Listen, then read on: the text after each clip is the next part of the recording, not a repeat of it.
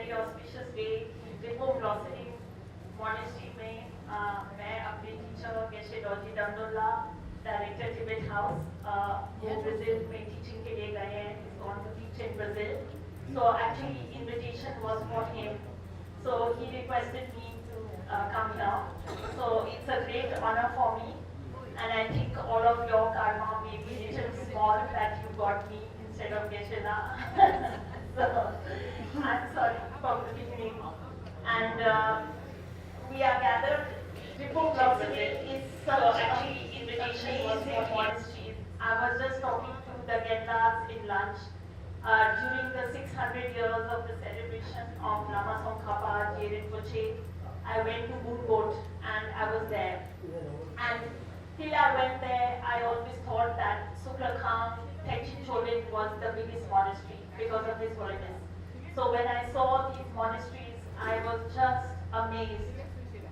They are just fantastic, and I'm going to say why they are fantastic.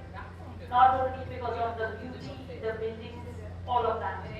So it is a great, great honor that before blossoming, where the previous H.E Kyabje Ling Rinpoche, it is the most famous teachers, Bakula Rinpoche, and all the precious teachers from this amazing monastery. So I feel shy to sit here today, to be honest.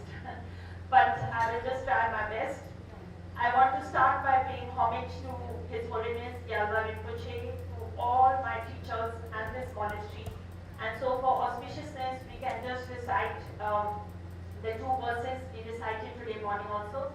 Jancho Sancho Rinpoche, Ake Panam Ke Gorje, Ke Panam Pame Baya, Gom Ne Gom Du Pel Barjo, Kaki Rabe Kore Shingam Su, Penang Deva Malu Jumwe Ne, Tedre Sigran Tedre Gyatso Yi, Shakre Site Batu Tedurji.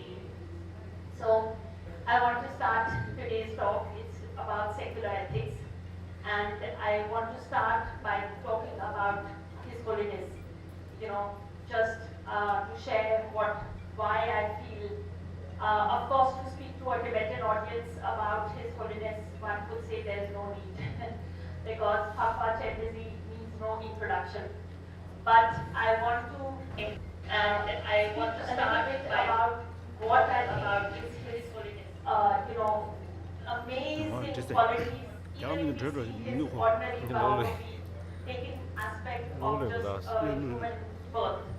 Although of course he's, you know, Buddha and as I say, Phakpa Chenrezi.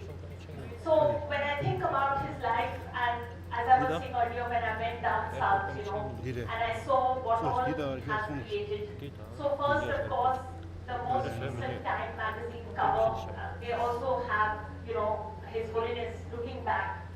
So what all he overcame, it is March today. So 17th March is when in Romulinka and Lhasa, what happened in 1959. And then after that, Kyabje Rinpoche came to India, all Tibetans came into exile. So what he has overcome in his own life, this is something truly remarkable. I really feel that, at the age in which he overcame all this. The second thing is what all he achieved. And I can tell you as an Indian person that no Indian could achieve what Kyabje Rinpoche has achieved in India. And I say that it was our good karma that he has come to stay blessed in this Arya Bhumi. But what he has built in terms of the monasteries, the culture, afterwards later you will do Gorshe, the Tibetan opera, the schools, the colleges, everything has been recreated in exile. And if I think about it, even one human being, even one Indian could not do even what he has managed, even this much. So we can just think about that. And I also want to say what he stands for. It's very easy to talk about Ranchuksev and all this when it is having a good life, when everything is there, your country is there, your thing, everything is there. But when you have lost all of that and then you talk about Umela, then it has some depth. And what His Holiness stands for today, that no matter what community in the world, country, person you mention about His Holiness the Dalai Lama, they know about him and they respect him. It is for this reason, because he has stood for karuna, for non-violence, and for things that we think may be like, oh, it can be little weakness, like, why not show angry and also fight. But in the medium to long term, his vision, this is what is going to get results. And I am confident that as the dream of H.E Kyabje Ling, 113 years, Kyabje Rinpoche will be with us. And I know that in that much time, I am sure that there will be a return to Tibet as well. So I want to say to all of you, because it is a Tibetan audience, that how much Sonam Chenpo, you all by birth, you are connected to Kyabje Rinpoche. He often says in his teachings that those who have faith in me and for Tibetans, I will lead you from life to life until enlightenment, So your karmic connection to Bhagavad Chendazi, and there can be no, I would say even for somebody like myself, that I took birth in a time of His Holiness's living. We are living when He is living. We have met such a person, we have seen what He is able to do. This is the greatest good fortune of the present life. And whatever we can all do while we have Chendazi with us, it is our responsibility to do that. And I say this because I had prepared a talk.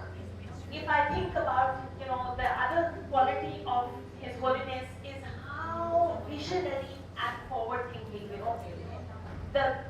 his notion about universal ethics and secular ethics, because he wants to take the essence of the teachings to the wider population. So he talks about our common humanity and interdependence. If you and all of you have already been exposed to Ranchuksev and Tongpani, then in a way you have these essence of universal ethics, secular ethics. So here the point is that I want to just say my talk was prepared on, why in today's age the most revolutionary thing I would say is to be compassionate. Now you Tibetans, even if you are going on the road and you see a dog, you will say Minche, right? We like to say in India that this is the land of the birth of karma. But sometimes today when I see the actions of many Indians, when you see on television and here there, you think that maybe they are not exactly practicing karma. If they understood about karma, they would be acting differently.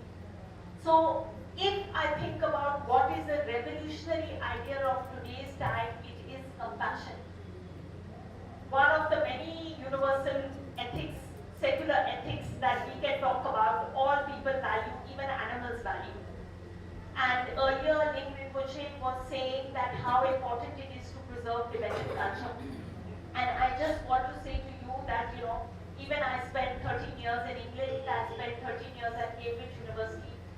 when you live and you see more of life, you realize that there is nothing as precious as the dharma that you have. And as you get older, you see that more and more and more. And the reason is that even I took birth in a family where the belief that we created God, but little earlier they were doing semi. Then when you ask questions, it's not so easy to argue about for a creator God. So when you think about the concepts of emptiness, company, you look at it in terms of interdependence of all sentient animals, human beings, everybody. And you think about this quality of Ning, for which you are the ones who are born reciting Om Mani Padme. You, even if whether anybody is formally studying or not, they are doing these things. They are remembering about the qualities of compassion. So in a way, what you have with you is something priceless. And this is something that if you see the world over, people come to listen to Kyabje Rinpoche, other teachers of the tradition. Why are they doing? Because even if they may have some material happiness, other things, they are not exactly still being able to find some satisfaction and meaning in their lives. So I think it's really important to preserve Tibetan culture because your language is mixed with dharma. I really wish I could speak Tibetan because the way you understand the meanings of word in Tibetan is Inchi, it is not like that. It is not good also, it's not very clear. So I just want to say to you that, we stand here today, every one of us has a responsibility. What Kyabje Rinpoche has upheld for his 87 years and now 88 in July, and I think honestly we are in the most fortunate because we have had access to these teachings, these masters, and this is finally the road to get ultimate happiness. I think for anybody, it doesn't matter what identity, nationality, all of that. And where His Holiness is such a modern, like 21st century, even 22nd century, sometimes I think that, even we cannot understand some of the things that he has suggested. For example, this teaching of secular ethics. How many people from a certain religion and having so much worldwide popularity and fame, why would they not try to promote their own religion, their own, why? Because he is thinking about the benefit of all sentient and he is thinking centuries into the future, right? So he is thinking that somehow if you take out the essence of, what is there in Buddhist philosophy, which is the two wings. Acharya Chandrakirti says in, Madhyamika Avtara, that the two wings of Bodhicitta and Kompani and to fly to Buddhahood. So if you look at it in secular ethics, those two are just the simple qualities about common humanity, kindness, compassion, love, gentleness, and on the other hand, wisdom. Everything that is opposite of Dats and Vairma. You just need those qualities. And so I would say that, today we have with us H.E I feel he is the son of the world. It is India's great karma and good fortune that he came here to stay for so many decades. It is something, it has definitely blessed this whole land. And to all of you, because in every prayer, I remember I was in Tripum Goma Monastery, Debate Courtyard. And there also His Holiness said that all those who, have a strong faith in me and who have devotion, I will be carrying you for all lifetimes. So I feel you have the riches that it cannot be mentioned. Rest, we are all in Korma. We are all circling. And whatever chance we get, if we can make some attempt to get out, I think, that is the meaning of life. And I think that, His Holiness's vision, he is now not so young. And sometimes I hear some different views, like it could be like this, it could be, and then I just think that, myself, number one, that probably I understand 5 to 10% of His Holiness's vision. His vision is so deep and profound that honestly, even to understand it is not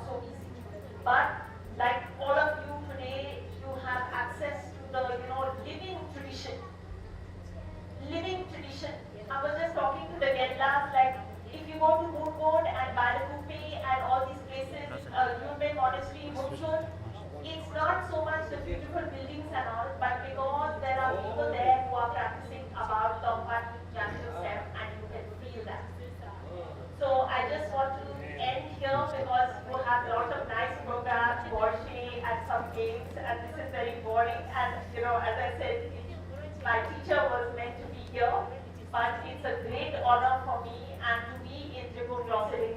And I really hope I will always remain connected to this monastery from all lifetimes, and that I get an opportunity in the future to be connected, and always, of course, to the Dharma.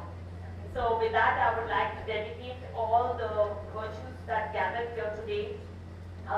We had a Sepa May month, and for the long life of His Holiness Dalai Lama, may we always, be able to value having Buddha with us, having Papa Chandrasi with us, and be able to fulfill his wishes as much as we can.